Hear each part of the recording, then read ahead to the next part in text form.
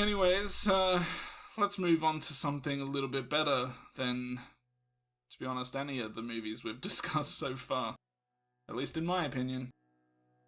So up next we've got American Ninja from 1985, which is about an American army guy named Joe Armstrong. That's such a American name if I ever did see one. But he happens to be an orphaned martial artist who doesn't really have any memory of his childhood, which is where he gained all of his ninja skills while growing up. And basically some ninjas arrive on the scene and shit goes down from there. And, I won't spoil too much of the rest. Not that it's one of those movies where you can really spoil it, but whatever. This is one of those movies I've just pretty much watched my whole life. Saw it when I was young, saw it many times throughout my life. Very nostalgic for me. I think it's a fun movie. I mean, it's a dumb canon action movie. Like, canon brought out a lot of these, like, ninja movies and action movies, and this one's directed by Sam Firstenberg, who directed the sequel to Enter the Ninja, which is called Revenge of the Ninja, which is a pretty entertaining ninja movie as well. And he's kind of brought more of that same entertainment factor to this series, because he directs the first two movies in this series. And the first two movies in this series are, in my opinion, pretty good. In fact, I'd say the second one might even be slightly better, even though I'd probably rate them the same. But yeah, I really enjoy these movies, at least the first two, and before I go into more about that, what do you think, or like, what's your experience with the American Ninja movies? Yeah, so as many people may know, action is not my. I mean, anything is not always really my forte. But I enjoyed Bloodsport when I watched it for the show. I enjoyed the other movie that was at Bloodsport, a Kickboxer. Even though I mean, to be honest, I confused the two. I don't know which is which anymore, but that's fine. I enjoyed both of them. And you know what? I didn't go into this one with high expectations, but I actually had a pretty good time. I thought it was, it's just a damn action movie. Um, I just had a good time seeing this guy just face off against these ninjas, and they're like, oh my god, it's an American ninja.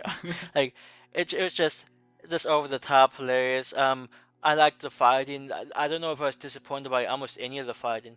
Like that scene where he goes to I forget if it's like Dock 13 or something, just this empty warehouse type thing, and he's like fighting off all these ninjas in like so many different ways. I mean, that's a fantastic scene. It's a really fun sequence. And I think that pretty much describes this movie. I think it's a really fun movie. And it surprised me by the amount of enjoyment I did get from it. So I was not disappointed. Mm.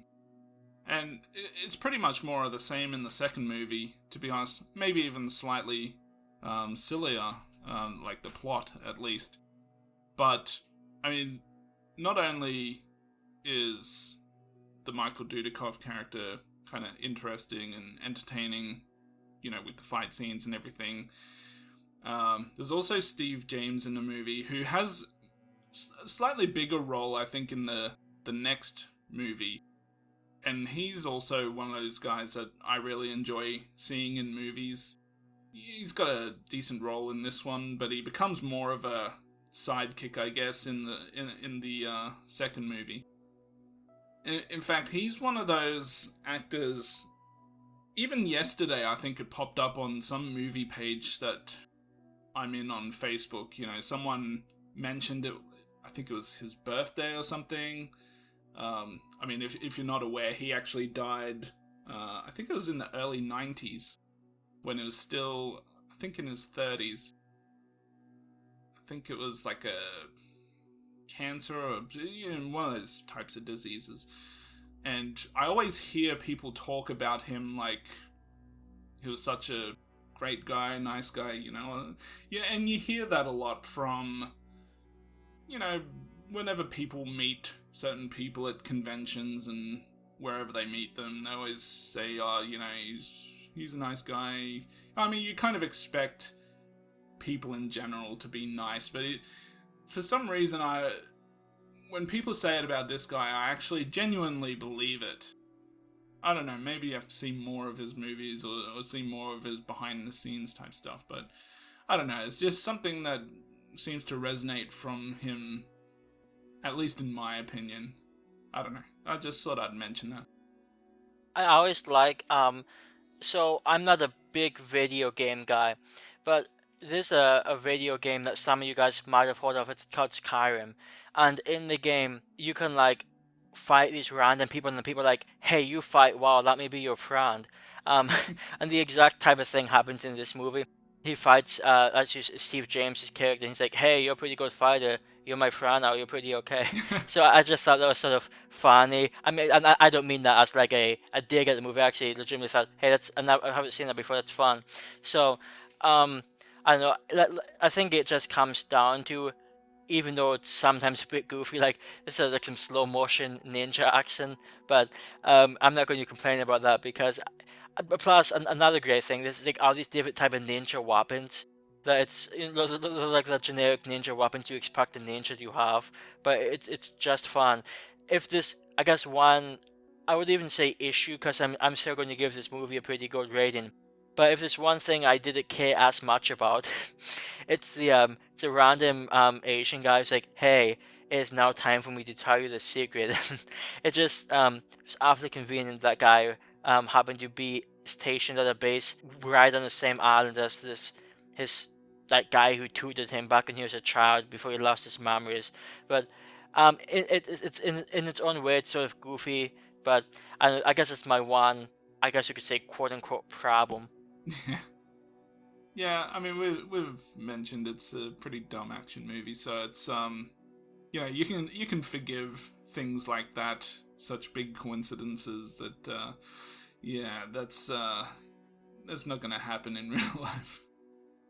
Until it does. Yeah. Oh, and another great scene was one point in time in this movie, the main character is sort of thrown into the stockades for, well, he basically being framed up, and this ninja comes to kill him while he's in jail. So this is a pretty good scene.